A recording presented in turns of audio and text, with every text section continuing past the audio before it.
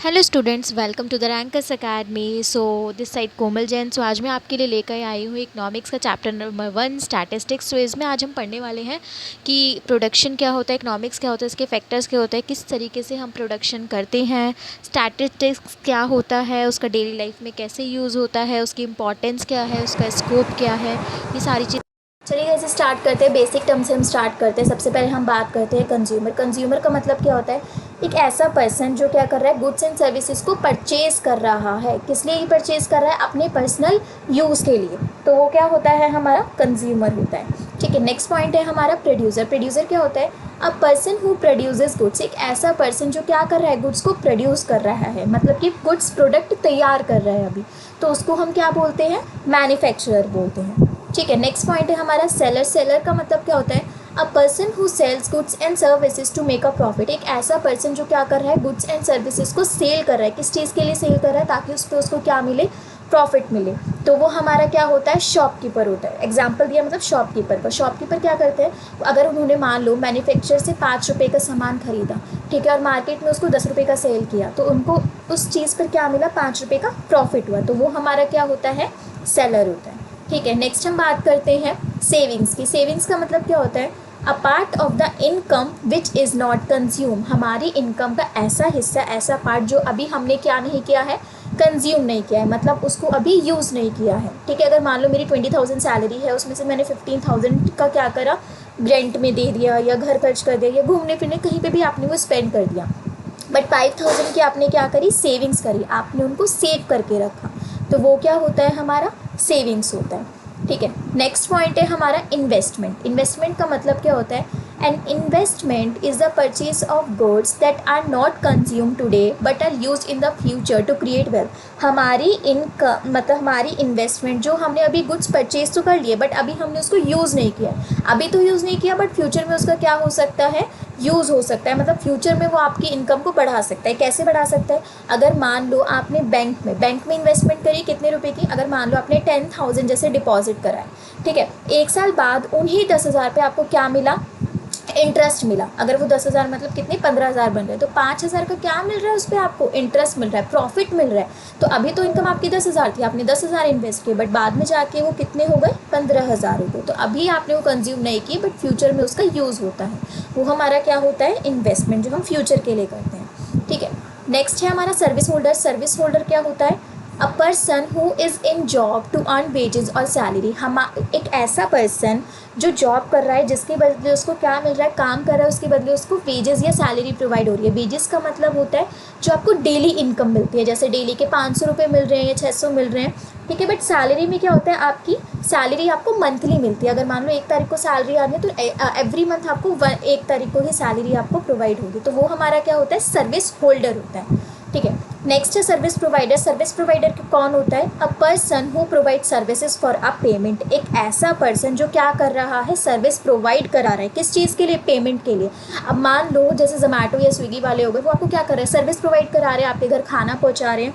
ठीक है। तो उनके बदले उनको क्या मिल रही है? कंपनी उनको पे करती है, उनको पेमेंट मिल रही है। तो हमारा क्या होता है? सर्विस प्रोवाइडर होता है। ठीक है। नेक्स्ट पॉइंट है हमारा इकोनॉमिक एक्टिविटीज़। इकोनॉमिक एक्टिविटीज़ क्या होती है? Any activity undertaken for a monetary gain. Economic activity का मतलब होता है ऐसी एक्टिविटीज़ जिसके बदले हमें क्या मिलता है? प्रॉफिट होता है, जिनके बदले हमको पैसे मिलते हैं। तो वो हमारा इकोनॉमिक एक्टिविटीज़ होता है। ठीक है। बेसिक टर्म्स क्लियर है। आगे मूव ऑन करते हैं। अब हम बात करते हैं डेफिनेशन ऑफ इकोनॉमिक्स। इकोनॉमिक्स की डेफिनेशन क्या होती है? ठीक है। ये हमारे अल्फ्रेड मार्शल हैं, a great propounder of modern economics, define economics as. तो इन्होंने इकोनॉमिक्स को अपनी लैंग्वेज में कैसे डिफाइन किया है? इनके लैंग्वेज में इकोनॉमिक्स का मतलब क्या होता है? The study of man kind in the ordinary business of life. इनका मतलब है हम उस चीज़ के बारे में इकोनॉमिक्स में पढ़ते हैं जो हमारी डेली लाइफ में जो हमारा बिजनेस यूज़ किया जाता है, उसको उसके बारे में हम इसमें पढ़ाई करते हैं। ठीक है। जिसकी वजह से हमारी इनकम होती है, हमारा आगे का मतलब कि फ्यूचर तैयार होता है, कितनी हमारी इनकम हो रही है, उसका बेसिक लाइफ में कैसे यूज़ किया जाता है। तो इनकी लैंग्वेज में ये मतलब होता है इकोनॉमिक्स का। ठीक है। अल्फ्रेड मार्शल है, great propounder of modern economics. ठीक है। ये कहते हैं capital is that part of wealth which is devoted to obtaining further wealth. इन ये इकोनॉमिक्स को अगर हम कैसे डिफाइन करते हैं कि कैपिटल इनकम मतलब धन का वो हिस्सा है जो हमने क्या करा, दूसरी जगह इन्वेस्ट कर दिया, डिवोट कर दिया, किस लिए, फ्यूचर यानी फर्दर वेल्थ यानी आगे की वेल्थ को बढ़ाने के लिए। अब मान लो हमने कोई भी बिज़नेस स्टार्टअप किया, हमने अगर मान लो 10,000 से वो बिज़नेस स्टार्ट किया, तो फ्यूचर में हमें उससे क्या मिलेगी, इनकम ही तो मिलेगी। अब बेनिफिट ही तो होगा। आज हमने 10,000 का बिज़नेस स्टार्ट करा है, क्यों स्टार्ट करा, ताकि हम उसको आगे जब बढ़ाते जाए उस बिज़नेस को, तो हमारा बिज़नेस आगे ही तो बढ़ेगा। अब मान लो आपने 2 रुपये की कोई चीज़ बनाई, मार्केट में आप उसको 4 रुपये की चीज़ बेच रहे हो, तो उस पर आपको 2 रुपये का क्या मिल रहा है, बेनिफिट मिल रहा है। आपने जितनी कैपिटल उस बिज़नेस में लगाई है, क्यों लगाई है, ताकि फ्यूचर में जाके वो आपकी जो वेल्थ है, ठीक है, जितना कैपिटल आपने लगाया वो आगे आपका बढ़ता चला जाए। इतना आया समझ में, ठीक है, ओके, आगे बढ़ते हैं। इकोनॉमिक्स की प्रॉपर डेफिनेशन हम पढ़ते हैं। इकोनॉमिक्स की डेफिनेशन एक्चुअल में क्या होती है। Economics is the study of how people and society choose to employ scarce resources that could have alternative uses in order to produce various commodities that satisfy their wants and to distribute them for consumption among various person and groups in society। Economics का मतलब होता है, economics एक ऐसी study है, इसमें हम पढ़ते हैं कि लोग कैसे, लोग हो गए या सोसाइटी हो गए, वो स्केर्स रिसोर्सेज का मतलब होता है लिमिटेड रिसोर्सेज। हमारे पास जो गाइस रिसोर्सेज होते हैं वो क्या होते हैं, लिमिटेड होते हैं। अब ऐसा तो है नहीं कि रिसोर्सेज कभी ख़त्म ही नहीं हो सकते, नहीं, ऐसा नहीं होता। तो उन लिमिटेड रिसोर्सेज में लोग उसका कैसे यूज़ करते हैं, ठीक है, that could have alternative uses in order to produce various commodities, कि उस रिसोर्सेज को आप अलग अलग तरीके से कैसे उनको यूज़ कर सकते हो, अपनी वांट्स को सेटिस्फाई कर सकते हो, ठीक है, and distribute them for consumption among various person, और लोगों को सर्विसेज कैसे आप प्रोवाइड करा सकते हो और सोसाइटी में उस चीज़ को कैसे ग्रुप वाइज बांट सकते हो। तो इकोनॉमिक्स में हम ये सारी चीज़ें पढ़ते हैं कि इकोनॉमिक्स हमारी ऐसी स्टडी है जिसमें लोग या सोसाइटी स्केर्स रिसोर्सेज में कैसे उनका यूज़ करते हैं अलग अलग तरीके से और अपनी नीड्स को क्या करते हैं, फुलफ़िल करते हैं। तो वो हमारा क्या होता है, इकोनॉमिक्स होता है, ठीक है। नेक्स्ट हम पढ़ेंगे ordinary business of life. Ordinary business of life का मतलब क्या होता है, means economics is the study of Mankind in the ordinary business of life. Economics में हम पढ़ते हैं कि एक ऐसी स्टडी होती है जिसमें हम ऑर्डिनरी बिजनेस ऑफ लाइफ के बारे में पढ़ते हैं, मतलब डेली यूजेस में जो आपकी लाइफ में जो बिज़नेस चल रहा है, या जो भी जिस चीज़ का भी आप बिज़नेस कर रहे हो, या जो भी डेली यूज़ में हम चीज़ें यूज़ कर रहे हैं, उसके बारे में हम इसमें पढ़ते हैं। जैसे कि individual and social life actions which are closely connected with the use of the material requirement. वो ये कह रहे हैं कि अगर हम बात करें हमारी जो नॉर्मल लाइफ होती है, सोशल लाइफ होती है, हम क्या होते हैं, काफ़ी ज़्यादा क्लोजली कनेक्टेड होते हैं। क्यों कनेक्टेड होते हैं, क्योंकि उसमें हम उस चीज़ का यूज़ कर रहे हैं जो हमारी डेली की रिक्वायरमेंट है, डेली मटेरियल रिक्वायरमेंट है कि भाई इस चीज़ का तो यूज़ होना ही होना है। जैसे हम ब्रश की बात करें या फिर खाने की बात करें, किसी भी अदर चीज़ या कॉम की बात करें, बहुत सारे ऐसे मटेरियल होते हैं जिसका हम डेली यूज़ में यूज़ करते ही करते हैं। ऑर्डिनरी बिजनेस ऑफ लाइफ जो हमारी लाइफ का हिस्सा है, जो हम उसको यूज़ करते ही करते हैं, ठीक है। Any activity undertaken for monetary purpose is term by economics is ordinary business of life. तो वो ये कह रहे हैं कि ऐसी एक्टिविटी जो मॉनेटरी पर्पस के हिसाब से की गई है, वो जो इकोनॉमिस्ट ने हमारी डिफाइन करी है as a ordinary business of life की, जो हम डेली यूजेस में जो हम यूज़ कर रहे हैं और उसी चीज़ का जब हम बिज़नेस कर रहे हैं, यानी कि उस चीज़ के बदले हमको क्या मिल रहा है, पैसे मिल रहे हैं। ऐसी एक्टिविटी होती है जो हम मार्केट में सेल कर रहे हैं और उनके बदले हमें क्या मिल रहा है, पैसे मिल रहे हैं, जो हमारे डेली यूज़ में यूज़ होता ही होता है, एक ऐसा सामान, ठीक है, ओके। नेक्स्ट है हमारा व्हाट इज़ इकोनॉमिक प्रॉब्लम्स। अब देखो इकोनॉमिक में प्रॉब्लम्स क्या क्या आती है, इकोनॉमिक प्रॉब्लम्स क्या होती हैं। Economic problems are the problems of choice और of allocating scarce resources to other uses due to scarcity of resources. Economic problems का मतलब होता है कि उसमें देखो प्रॉब्लम्स क्या आती है, लोगों को चॉइस करने में प्रॉब्लम आती है, ठीक है, कि आपके पास रिसोर्सेज क्या है, लिमिटेड है, और लिमिटेड रिसोर्सेज में ही आपको उसी में से चॉइस करके उसी में ही अपनी जो है वांट्स को क्या करना है, फुलफिल करना है। इन रिसोर्सेज के क्या होते हैं, अल्टरनेटिव यूजेस होते हैं, अलग अलग तरीके से आप इनका यूज़ कर सकते हो, which is why the problem of choice arise. इसीलिए जो होती है मार्केट में जो प्रॉब्लम ऑफ चॉइस की ना बहुत ज़्यादा प्रॉब्लम आती है। अब मान लो जैसे कोई प्रोडक्ट है, कोई क्रीम है, ठीक है, नहीं क्रीम का एग्जांपल नहीं, कॉफ़ी या टी का एग्जांपल देते हैं। मान लो कि जो कॉफ़ी है वो लिमिटेड है, बट जो टी है, जो चाय पत्ती मार्केट में बिक रही है, उसकी जो डिमांड है वो बहुत ज़्यादा है, कॉफ़ी की डिमांड कम है, ठीक है। तो मतलब लोगों को इस चीज़ की ना बहुत प्रॉब्लम आती है। अब चॉइस ये आती है कि जो प्रोड्यूसर होता है वो उस चीज़ को लेकर ना उस प्रॉब्लम होती है कि वो टी की ज़्यादा मैन्युफैक्चरिंग करे या कॉफ़ी की ज़्यादा मैन्युफैक्चरिंग करें, क्योंकि मार्केट में जाके जब वो सेल होती है तो प्राइसेस में क्या आते हैं, डिफरेंट आते हैं, क्योंकि रिसोर्सेज आपके क्या है, लिमिटेड है। ऐसे तो है नहीं कि रिसोर्सेज आपके कभी ख़त्म नहीं हो सकते। तो वहाँ पर आपका चॉइस ऑफ प्रॉब्लम जो है वो राइज हो जाता है, वो बढ़ता चला जाता है। ठीक है, देखो जैसे यहाँ पर स्कैरसिटी का एग्जाम्पल दिया है। जैसे यहाँ पर एक तरफ है लैंड, लेबर, कैपिटल, एंटरप्रेन्योरशिप। ये कह रहा है कि जो लैंड होती है, लेबर होता है, कैपिटल होती है या ओनर होता है, वो क्या है, लिमिटेड रिसोर्सेज है, उनके पास लिमिटेड ही टाइम है, ये लिमिटेड रिसोर्सेज है। ये ऐसा नहीं है कि कभी ख़त्म नहीं हो सकती, ये चीज़ें ख़त्म भी हो सकती हैं। ठीक है, वहीं पर हम बात करें विजुअली अनलिमिटेड ह्यूमन वांट्स। अब ह्यूमन की जो होती है, लोगों की जो इच्छाएं होती हैं वो कभी ख़त्म नहीं होती, उनकी अनलिमिटेड वांट्स। उनको अलग अलग तरीके की डिशेस चाहिए, फूड चाहिए, क्लोथिंग चाहिए, shelter, security, comfort, medicine, jewellery, affection, transportation, good health, children, variety in diet, knowledge, convenience, recognisation, travel, wisdom. मतलब बहुत सारी इच्छाएं हैं कि उनको लाइफ में जीने के लिए हर चीज़ चाहिए, बट लेकिन ऐसा नहीं हो सकता कि हर किसी को सारी फैसिलिटीज़ प्रोवाइड हो सके। तो यहाँ पर क्या आती है, प्रॉब्लम आती है। इसको क्या बोलते हैं, हम स्कैरसिटी बोलते हैं। ठीक है, ओके। नेक्स्ट है हमारा वाई इकोनॉमिक प्रॉब्लम अराइजेस। जो इकोनॉमिक प्रॉब्लम होती है वो अराइज कैसे होती है, क्यों बढ़ती चली जाती है इकोनॉमिक प्रॉब्लम? क्योंकि देखो ह्यूमन वांट्स क्या है, आर अनलिमिटेड। जो लोगों की इच्छाएं वो अनलिमिटेड है, लोगों की इच्छाएं कभी ख़त्म नहीं होती। ठीक है, but the resources to satisfy those wants are limited and these resources have alternative uses. तो वो ये कह रहे हैं लोगों की इच्छाएं तो अनलिमिटेड है, बट लेकिन रिसोर्सेज हमारे पास क्या है, लिमिटेड है। ठीक है, और यही रिसोर्सेज का क्या होता है, अलग अलग तरीके से इसका यूज़ किया जाता है। ठीक है, resources scarcity gives rise to the problem of choice among consumer and they make rational choice to satisfy their demand. तो रिसोर्सेज स्कैरसिटी क्या करता है, जब रिसोर्सेज की कमी आने लग जाती है तो वहीं पर जो प्रॉब्लम ऑफ चॉइस होती है वो बढ़ती चली जाती है कंज्यूमर्स की, एंड वहीं पर क्या हो जाता है, रैशनल चॉइस हो जाता है कि उनकी डिमांड फुलफिल तो हो नहीं पाती। अब मान लो एक ड्रेस है, अब वो ड्रेस मार्केट में क्या है, अब वो बहुत ज़्यादा महंगी है। ठीक है, और दूसरी तरफ दूसरी ड्रेस क्या है, बहुत ज़्यादा सस्ती है। तो ये होता है ना कि वो ड्रेसेस क्या है, लिमिटेड है, एक या दो ही ड्रेस। अब वो दूसरे वाले ने खरीद ली, अब दूसरे वाले के पास तो कुछ उसको मिला नहीं। तो वहाँ पर क्या होता है, हमारी जो प्रॉब्लम्स ऑफ चॉइस है वो क्या होती है, बढ़ती चली जाती है, क्योंकि रिसोर्सेज लिमिटेड होते हैं बट लोगों की डिमांड क्या होती है, वहाँ पर बहुत ज़्यादा होती है। जैसे यहाँ पर आपका दिया है लिमिटेड स्कैर्स रिसोर्सेज। अब स्कैर्स रिसोर्सेज हमारे लिमिटेड हैं। ठीक है, प्रोडक्शन उसकी कैसे की गई, प्रोडक्शन उसकी करी जा रही है अनलिमिटेड वांट्स और नीड्स के हिसाब से, क्योंकि लोगों की जो डिमांड है वो अनलिमिटेड है। तो the economic problem is to match limited resources to unlimited wants and needs. तो इकोनॉमिक प्रॉब्लम्स है जो दोनों की तरफ से देखी जाती है कि रिसोर्सेज हम जो कुछ रिसोर्सेज जो है वो लिमिटेड है, बट लोगों की जो डिमांड है वो क्या है, अनलिमिटेड है। तो वहीं पर हमारी जो इकोनॉमिक प्रॉब्लम अराइज है, इसीलिए वहाँ पर बढ़ती चली जाती है। ठीक है, नेक्स्ट है हमारा economy and its components. Economy और उसके कुछ कंपोनेंट्स यहाँ पर बताए हैं। जैसे a system in which people get a living to satisfy their wants through the process of production, consumption, investment and exchange. It has 4 components.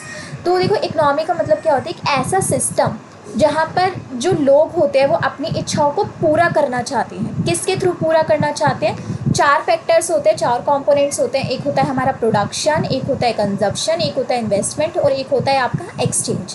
ठीक है, ओके। हम सबसे पहले डिफाइन करते हैं प्रोडक्शन। प्रोडक्शन क्या होता है, it is defined as creation of utility. मतलब कि क्रिएशन ऑफ यूटिलिटी को डिफाइन किया गया एज अ प्रोडक्शन। इसका मतलब क्या होता है, it is a process in which inputs are transform to goods और सर्विसेज। मतलब होता है क्रिएशन ऑफ यूटिलिटी का कि इसमें हम क्या कर रहे हैं, एक ऐसा प्रोसेस होता है जिसके अंदर हम इनपुट कर रहे हैं। किस लिए इनपुट कर रहे हैं, ताकि उससे हमें क्या मिले, गुड्स और सर्विसेज मिले। गुड्स और सर्विसेज मतलब अब मान लो कि मैंने कोई प्रोडक्ट तैयार किया, जैसे चाय मान लेते हो। अब मैंने चाय क्या करा, चाय में पहले पानी डाला, दूध डाला, फिर चाय पत्ती डाली। तो वो जब मैंने सारी चीज़ें, चीनी डाली, वो सारी चीज़ें मिलाई, वो हमारा रॉ मटेरियल हो गया, एज हम कह सकते हैं। ठीक है, तो वो सारी चीज़ें मिलाने के बाद उस इनपुट करा हमने, तो उससे हमें क्या मिला, गुड। मतलब कि वो फाइनल हमारी क्या टी बन के तैयार हो जाएगी।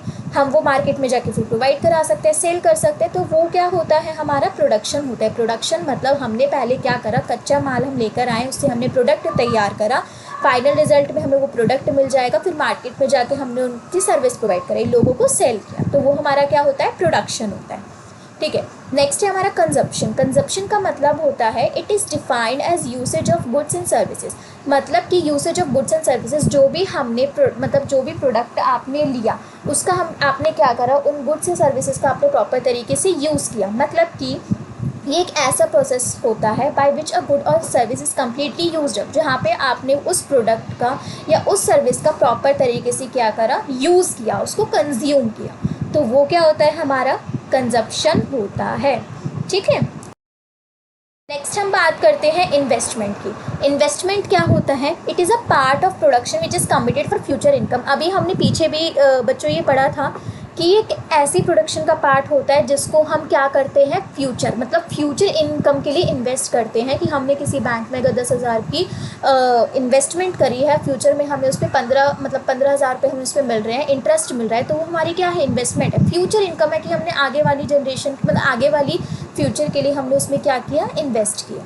ठीक है, नेक्स्ट है हमारा डिस्ट्रीब्यूशन। डिस्ट्रीब्यूशन क्या होता है, it is a part of production. Distribution एक प्रोडक्शन का हिस्सा होता है, एक छोटा सा पार्ट होता है, जो कि क्या एक्सप्लेन करता है, विच explains how the national income is distributed among different factors of production, कि जो हमारी नेशनल इनकम है वो अलग अलग फैक्टर मतलब अलग अलग प्रोडक्शन में कैसे आप उसको क्या कर रहे हो, डिस्ट्रीब्यूट कर रहे हो। जैसे यहाँ पर ये देखो, मैं दिखाती हूँ आपको, ये पॉट है, इसमें मैं गुल्लक मान लो एक तरीके से, यहाँ पर मैंने 2 सिक्के डाले, 2 कॉइन डाले, उसके बाद इसमें धीरे धीरे आगे जाके थोड़ा सा ग्रो होने लग गया, इसके बाद ये थोड़ा सा और ग्रो होने लग गया, इसके बाद ये पूरा यहाँ पर जाके इस तरीके से ये कम्प्लीटली पूरा फिल हो गया।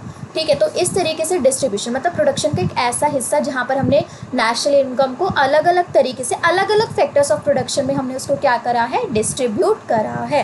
इतना क्लियर है? ठीक, ओके। नेक्स्ट है हमारा factors of production. Factors of production का मतलब क्या होता है, हमारे जो बेटे फैक्टर्स ऑफ प्रोडक्शन होते हैं वो 4 फैक्टर्स होते हैं। प्रोडक्शन के क्या होते हैं, 4 टाइप्स होते हैं, मतलब 4 फैक्टर्स होते हैं। ठीक है, ये बेसिकली सबको पता ही होगा। ठीक है, जैसे लैंड, लेबर, कैपिटल, एंटरप्रेन्योर। किसी भी बिजनेस को रन करने के लिए, चलाने के लिए आपको 4 चीज़ों की ज़रूरत होती है। एक चाहिए होती है लैंड, ज़मीन, लेबर, मजदूर, कैपिटल यानी पैसा लगाने के लिए, इनकम, एंटरप्रेन्योर मतलब ओनर। ठीक है, लैंड क्या होता है, part of the income goes to the owner of land in the form of rent. तो देखो लैंड का आप कैसे प्रोडक्शन, लैंड पर आप कैसे उसका यूज़ कर सकते हो, कि मान लो आपने ओनर ने मतलब उस लैंड के ओनर ने अगर मान लो वो 10 लाख की वो ज़मीन खरीद ली, ठीक है, तो उसने उसको क्या करा, रेंट के फॉर्म में कन्वर्ट कर दिया, कि 10 लाख की वो ज़मीन उसने खरीदी और वो किराए पर चढ़ा दी, तो उसको उस पर क्या मिलेगा, रेंट मिलेगा, हर साल हर महीने उसको रेंट प्रोवाइड होगा। तो वो आप लैंड का इस तरीके से यूज़ कर सकते हो। ठीक है, लेबर, लेबर क्या होता है, part of the income goes to the labourers for their services in the form of wages. मतलब का इनकम का वो हिस्सा जब आपकी लैंड पे किसी मजदूर ने काम करा, उसको आपने क्या प्रोवाइड कराई, वेजेस प्रोवाइड कराई, मतलब डेली की उसको आप दिहाड़ी दे रहे हो 400-500 रुपये, तो वो कौन होते हैं, हमारे लेबर होते हैं। कैपिटल, कैपिटल क्या होता है, part of the income goes to the owner of capital in the form of interest. तो इनकम का ऐसा हिस्सा जो आपने क्या करा, capital as a capital invest कर दिया। मान लो 10,000 आपने उस कंपनी में इन्वेस्ट करे, उसके बदले आपको उसमें क्या मिल रहा है, इंटरेस्ट मिल रहा है। अब 10,000 के आपको अगले महीने 15,000 मिल रहे हैं, तो 5,000 का बेनिफिट हो गया, तो वो हमारा क्या होता है, कैपिटल होता है। ठीक है, ओके। नेक्स्ट हम बात करते हैं एंटरप्रेन्योर की। एंटरप्रेन्योर क्या होता है guys, part of the income goes to entrepreneurs in the form of profit. Entrepreneur का मतलब होता है इनकम का ऐसा हिस्सा जो किसको जा रहा है, एंटरप्रेन्योर मींस ओनर को जा रहा है। किस फॉर्म में जा रहा है, प्रॉफिट के फॉर्म में। अब मान लो वही ऊपर वाला एग्जांपल है कैपिटल वाला, कि अगर मान लो 10,000 रुपये का उसने इन्वेस्टमेंट किया है और उसको 15,000 का प्रॉफिट हुआ है, तो मतलब कि 10,000 पे 15,000 का प्रॉफिट, यानी टोटल इनकम उसकी 25,000 हो गई और 15,000 को उसको क्या मिला, प्रॉफिट मिला। तो वो किसको जाएगा, उस कंपनी के ओनर को जाएगा। तो वो हमारा क्या होता है, एंटरप्रेन्योर होता है। ओके, ठीक। गाइज इसका मैं जो लिंक होगा, मतलब कि इस PDF बना के मैं उसमें डिस्क्रिप्शन बॉक्स में मैंने डाल दिया है। ठीक है, तो वहाँ जाके इसके नोट्स भी नोट डाउन कर सकते हो, या वीडियो पोस्ट करके भी आप इसके नोट्स नोट डाउन कर सकते हो। ठीक है, बहुत ही सिंपल नोट्स मैंने आपके लिए बनाए हैं ईजी लैंग्वेज में, ताकि आपको कोई प्रॉब्लम ना हो। ओके, तो नेक्स्ट मूव ऑन करते हैं guys. Meaning of statistics. Statistics का मतलब बेसिक अब क्या होता है, अब हम पढ़ेंगे। अभी तक हमने जो पढ़ा था वो इकोनॉमिक्स के बारे में पढ़ा था, बेसिक चीज़ें कि इकोनॉमिक्स क्या होता है, कंज्यूमर, एक्सचेंज, इन्वेस्टमेंट, ये सारी चीज़ें क्या होती हैं। अब हम एक्चुअल में बात करेंगे, जो चैप्टर है स्टैटिस्टिक्स। स्टैटिस्टिक्स का मतलब क्या होता है, देखो, statistics is the quantitative information of facts and finding. Statistics का मतलब होता है जो इन्फॉर्मेशन एज अ क्वांटिटेटिव, यानी कि जो इन्फॉर्मेशन हमें नंबर्स में प्रोवाइड हो रही है, वो हमारा क्या होता है, स्टैटिस्टिक्स होता है। दो टाइप्स के स्टैटिस्टिक्स होते हैं आपके, एक सिंगुलर सेंस में हम पढ़ते हैं और एक हम प्लूरल सेंस में पढ़ते हैं। तो सिंगुलर सेंस की अगर हम बात करें, स्टैटिस्टिक्स में be defined as the collection, organisation, presentation, analysis and interpretation of data. तो सिंगुलर सेंस में अगर हम स्टैटिस्टिक्स जो डिफाइन किया जाता है, कलेक्शन मतलब किसी भी चीज़ के आप क्या कर रहे हो, कलेक्शन कर रहे हो। ऑर्गेनाइजेशन, उसको आप ऑर्गेनाइज कर रहे हो, किस तरीके से आप उसको ऑर्गेनाइज करोगे, अरेंज करोगे, लोगों के सामने उसको कैसे प्रेजेंट करोगे, ठीक है। एनालिसिस, सबसे पहले आप सारी चीज़ों को क्या करोगे, ऑब्जर्व करोगे, एनालाइज करोगे, तभी तो आप अपनी प्रेजेंटेशन बना पाओगे, ठीक है। और फिर ये सारी चीज़ें होने के बाद इंटरप्रिटेशन ऑफ डाटा, तब जाके आप उसको कंप्लीट एक डाटा का क्या करोगे, उसको सेव करोगे कहीं पर जाके, तब जाके आप उसको वहाँ पर जाके प्रेजेंट मतलब कि प्रेजेंट करोगे। वो हमारा क्या होता है, सिंगुलर सेंस होता है कि स्टैटिस्टिक्स जो डिफाइन किया गया है वो एज अ कलेक्शन, सबसे पहले आपने कलेक्ट किया, फिर उसको ऑर्गेनाइज किया, फिर आपने उसकी एक प्रेजेंटेशन तैयार करी, सारी चीज़ें एनालिसिस करी, फिर उसको एक डेटा इंटरप्रिटेशन की फॉर्म में कन्वर्ट कर दिया, ठीक है। नेक्स्ट है हमारा प्लूरल सेंस। प्लूरल सेंस में कैसे आप इसको प्रोवाइड कराते हो, statistics refers to information in terms of numbers और numerical data such as population statistics. Statistics plural sense में कैसे आप डिफाइन कर सकते हो, वो नंबर्स में डिफाइन किया जाता है, एक न्यूमेरिकल डेटा उसका बनाया जाता है, जैसे पॉपुलेशन स्टैटिस्टिक्स की मान लो हमारी इंडिया में कितनी पॉपुलेशन है, तो मतलब वो नंबर्स में काउंट हो रहा है ना कि 2 लाख पॉपुलेशन है, 10 करोड़ पॉपुलेशन है, तो उसका एक न्यूमेरिकल डेटा पूरा आपका बनाया जाता है इसके अंदर, ठीक है। नेक्स्ट हम बात करते हैं स्कोप ऑफ स्टैटिस्टिक्स। स्टैटिस्टिक्स का स्कोप क्या है, इसका यूज़ क्या है, ठीक है। आगे जाके फर्स्ट पॉइंट है आपका इन प्लानिंग। अगर हम प्लानिंग की बात करें, सबसे पहले आपको क्या करना पड़ता है, प्लानिंग करनी पड़ती है। Planning is a combination of vision, goals, objective, strategies, policies etcetera. तो प्लानिंग में देखो क्या क्या चीज़ें बेटा आती है, हमारे कॉम्बिनेशन होता है कि आप सबसे पहले उसको विजन करते हो, देखते हो, फिर अपना एक गोल तैयार करते हो, फिर आपका ऑब्जेक्टिव आप तैयार करते हो कि मतलब हमने एक गोल सेट कर लिया कि मुझे जैसे IAS ऑफिसर बनना ही बनना है, ठीक है। आगे जाके उसका यूज़ किया, उसका ऑब्जेक्टिव, आपने अपने एक ऑब्जेक्टिव तैयार किया, स्ट्रैटेजी कि आप उसको फुलफिल कैसे करोगे, कैसे उसकी तैयारी करोगे, पॉलिसीज़, कैसे उसकी पॉलिसीज़ मतलब कि उस जो आप वो जॉब कर रहे हो या जो आप ये अपनी जिस भी गवर्नमेंट जॉब की प्रिपरेशन कर रहे हो उसकी पॉलिसीज़ मतलब उसकी कुछ गाइडलाइंस होंगी ना कि इन चीज़ों के लिए ये रिक्वायरमेंट होती है, तो उसकी कुछ पॉलिसीज़ होती हैं। तो प्लानिंग मतलब कि बहुत सारी मतलब एक प्लानिंग जो होता है कॉम्बिनेशन होता है कि आपने पहले उस चीज़ को देखा, एनालाइज किया, फिर अपना गोल सेट किया, फिर उसके ऑब्जेक्टिव तैयार किए, फिर आपने स्ट्रैटेजी बनाई कि मुझे उसको फुलफिल कैसे करना है, उसकी प्रिपरेशन कैसे करनी है, कुछ रूल्स रेगुलेशंस बनाए, तो वो हमारा क्या होता है, प्लानिंग होता है, ठीक है। स्टैटिस्टिक्स इसमें कैसे हेल्प करते हैं, statistics helps to get the necessary information about the planning which depends upon the analysis of statistical data. तो स्टैटिस्टिक्स प्लानिंग में कैसे हेल्प करता है कि जो नेसेसरी जो ज़रूरी इन्फॉर्मेशन होती है प्लानिंग के बारे में उसको बताता है, जो मतलब कि डिपेंड करता है, किस पे डिपेंड करता है, एनालिसिस ऑफ स्टैटिस्टिकल डाटा। पहले आपने उस पूरे डेटा को क्या करा, एनालाइज किया, तभी जाके आपने उसकी आगे क्या करी, प्लानिंग करी, ठीक है, कि मुझे अब इसका आगे क्या यूज़ करना है, ठीक है, ओके।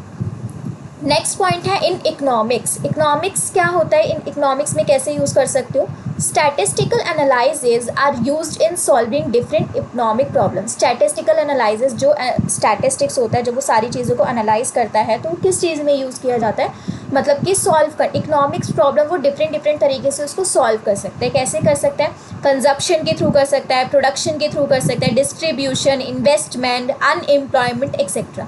तो वो अलग अलग तरीके से क्या कर सकता है, उसको इकोनॉमिक प्रॉब्लम को सॉल्व कर सकता है। इन सब की डेफिनेशन हमने पीछे पढ़ी थी, इसीलिए मैंने आपको पीछे पहले इन सब के मीनिंग्स बता दिए थे ताकि आपको प्रॉब्लम ना हो कि कंजप्शन का मतलब क्या होता है, प्रोडक्शन, डिस्ट्रीब्यूशन। तो ये सारी चीज़ों में जो स्टैटिस्टिकल एनालिसिस होता है वो डिफरेंट इकोनॉमिक प्रॉब्लम को सॉल्व करने में हेल्प करता है, ठीक है। जैसे tools like time series analysis होता है, डिमांड एनालिसिस होता है, फोरकास्टिंग टेक्निक्स होते हैं एक्सेट्रा। ये सारी जो टेक्निक्स होती है जैसे टाइम सीरीज एनालिसिस की कितना टाइम उसमें लगेगा, एनालाइज किया जाता है कि कितने टाइम में हम इसको कंप्लीट कर लेंगे, लोगों की डिमांड्स किस चीज़ की हैं, आगे हम उसको कैसे एडवर्टाइज कर सकते हैं, आगे बढ़ा सकते हैं, बहुत सारी चीज़ों का इसके अंदर यूज़ किया जाता है,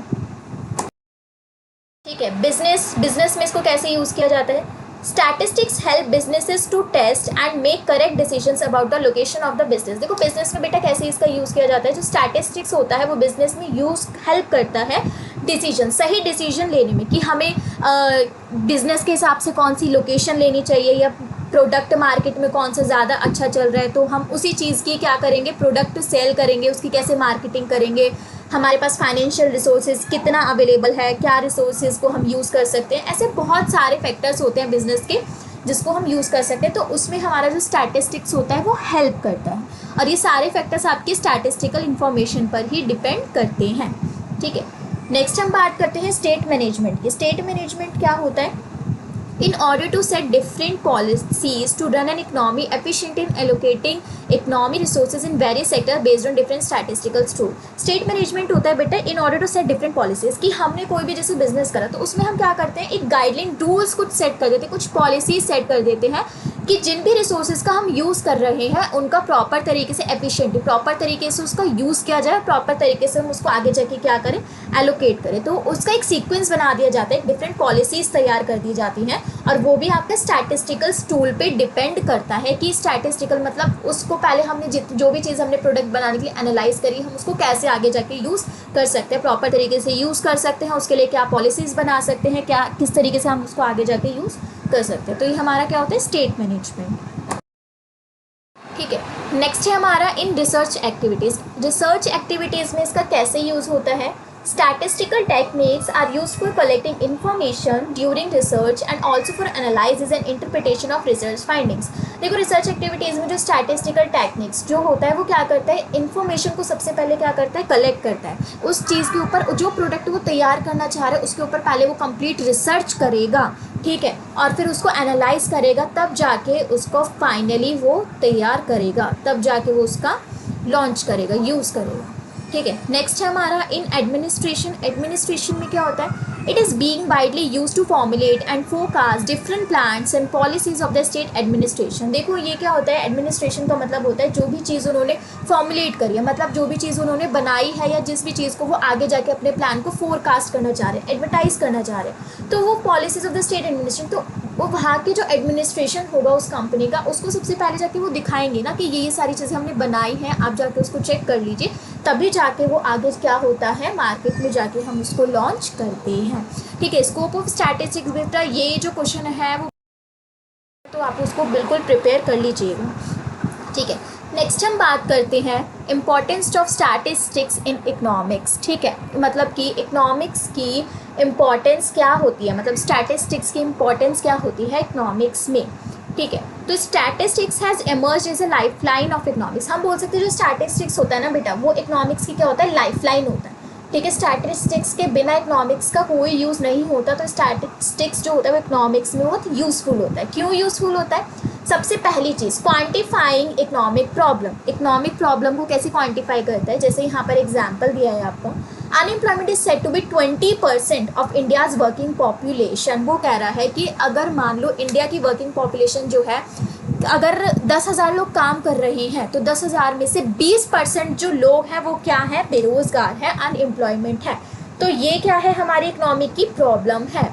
ठीक है, नेक्स्ट पॉइंट है इंटरसेक्टरल कंपैरिजन। इंटरसेक्टरल कंपैरिजन का मतलब क्या होता है, जैसे एग्जांपल दिया गया है, looking after the impact of unemployment in different sectors such as rural और अर्बन सेक्टर। इंटरसेक्टरल कंपैरिजन का मतलब होता है कि जैसे अलग अलग सेक्टर्स होते हैं, जैसे रूरल यानी जो गाँव वाला एरिया हो गया, या अर्बन सेक्टर जो शहरी इलाका होता है, वहाँ पर आपको अलग अलग तरीके से अनएम्प्लॉयमेंट देखने को मिलती है। ठीक है, 20% जैसे रूरल में आ गई या 15% अर्बन में आ गई, तो अलग अलग स्टेट में अलग अलग तरीके की क्या होती है, अनएम्प्लॉयमेंट होती है। तो वो हमारा होता है इंटरसेक्टरल कंपैरिजन, अलग स्टेट्स में अलग तरीके की एम्प्लॉयमेंट। ठीक है, नेक्स्ट है हमारा cause and effect relationship. Cause and effect relationship क्या होता है, जैसे एग्जांपल ले लो, the cause of unemployment and its effect on market. देखो जो भी अनएम्प्लॉयमेंट है, जो बेरोजगार लोग हैं, अब उसका असर किस पे पड़ता है, सीधा मार्केट पे जाके पड़ता है। इन्फ्लेशन रेट और इकोनॉमिक्स ग्रोथ, क्योंकि उसमें क्या हो रहा है कि इन्फ्लेशन रेट यानी कि अनएम्प्लॉयमेंट रेट जो है वो कभी बढ़ भी जाता है, कभी कम भी हो जाता है, तो वो फ्लक्चुएट होता रहता है, ऊपर नीचे होता रहता है।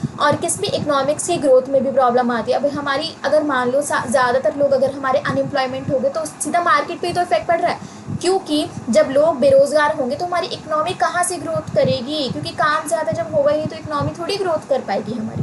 तो उसमें क्या होता है, प्रॉब्लम आती है, रिलेशनशिप्स बनते ही नहीं है। ठीक है, नेक्स्ट है हमारा फॉर्मुलेटिंग पॉलिसीज़। फॉर्मुलेटिंग पॉलिसीज़ को कैसे आगे बढ़ाया जाता है, फॉर्मुलेट किया जाता है। जैसे एग्जाम्पल ले लो, in order to set the budget for the economy which helps in fiscal policy. Example यहाँ पर दिया है, जैसे in order to set the budget for the economy, एक इकोनॉमी होती है, उसके लिए हम क्या करते हैं, पता है गवर्नमेंट क्या करती है, बजट तैयार करती है, ठीक है, और वो बजट किसके लिए यूज़ किया जाता है, फिस्कल पॉलिसी में उसका बहुत ज़्यादा यूज़ किया जाता है, ठीक है। तो बेटा फिस्कल पॉलिसी का मतलब क्या होता है, अब आप पूछोगे कि फिस्कल पॉलिसी का मतलब क्या होता है। फिस्कल पॉलिसी का मतलब होता है जो हमारे गवर्नमेंट जो बजट तैयार किया है हमारे इकोनॉमी के लिए, वो हेल्प करता है फिस्कल पॉलिसी में। फिस्कल पॉलिसी का मतलब होता है कि गवर्नमेंट जो होती है स्पेंड करती है, किसके थ्रू कैसे स्पेंड करती है, जब वो लोगों से क्या करती है, टैक्स लेती है। अब मान लो जो भी हम सामान खरीदते जो जीएसटी वगैरह लगता है, जैसे आपने कई बार आप खाना खाने गए हो, तो अगर आपने 500 रुपये की चीज़ दी है तो उस पर आपको टैक्स जो लग रहा है 15 रुपये जो टैक्स लग रहा है, 20 रुपये जो टैक्स लग रहा है, तो वो किसको जाता है, गवर्नमेंट को जाता है। तो गवर्नमेंट को जब वो टैक्स जाता है तो उसी टैक्स के क्या करती है, लोगों को सर्विसेज प्रोवाइड कराती है, मतलब कि स्पेंड करती है, जैसे रोड्स बनाने में या फिर कंस्ट्रक्शन का के काम में, रिवर्स बनाने में, तो बहुत सारी ऐसी चीज़ें जहाँ पर वो क्या करती है, स्पेंड करती है। तो वो हमारा क्या होता है, उसका मतलब होता है आपका फिस्कल पॉलिसी, ठीक है। नेक्स्ट है हमारा इकोनॉमिक इक्विलिब्रियम। इकोनॉमिक इक्विलिब्रियम क्या होता है, जैसे एग्जांपल दिया है, in order to ensure equilibrium between market demand and market supply. तो इकोनॉमिक इक्विलिब्रियम का मतलब होता है कि उनको सेट किया जा सकता है, जैसे market demand and market supply. Market की डिमांड क्या है, मार्केट में डिमांड है, कंज्यूमर को चाहिए क्या, तो जो कंज्यूमर की डिमांड होती है, मार्केट में डिमांड होती है, उस हिसाब से वो प्रोडक्ट्स तैयार करते हैं, तब जाके मार्केट सप्लाई, मार्केट में उसकी क्या होती है, सप्लाई होती है। तो वो क्या होता है, हमारा इकोनॉमिक इक्विलिब्रियम होता है, ठीक है। अब हम बात करते हैं, ठीक है, नेक्स्ट लास्ट पॉइंट रह गया आपका ये constructing economic theories. Constructing economic theories का क्या मतलब होता है, जिससे एग्जांपल दिया है, we use statistics in consumer theory of demand and producer theory of supply etcetera. तो वही कह रहा है कंस्ट्रक्टिंग इकोनॉमिक थ्योरीज में हम यूज़ किस स्टैटिस्टिक्स का यूज़ जो करते हैं वो कंज्यूमर थ्योरी ऑफ डिमांड की, कंज्यूमर की डिमांड क्या है, ठीक है, प्रोड्यूसर थ्योरी ऑफ सप्लाई की, फिर उसके हिसाब से हमें मार्केट में सप्लाई कैसे करनी है, ऐसे बहुत सारे पॉइंट्स हैं आपके जिसमें जो स्टैटिस्टिक्स का यूज़ किया जाता है आगे, ठीक है, ओके।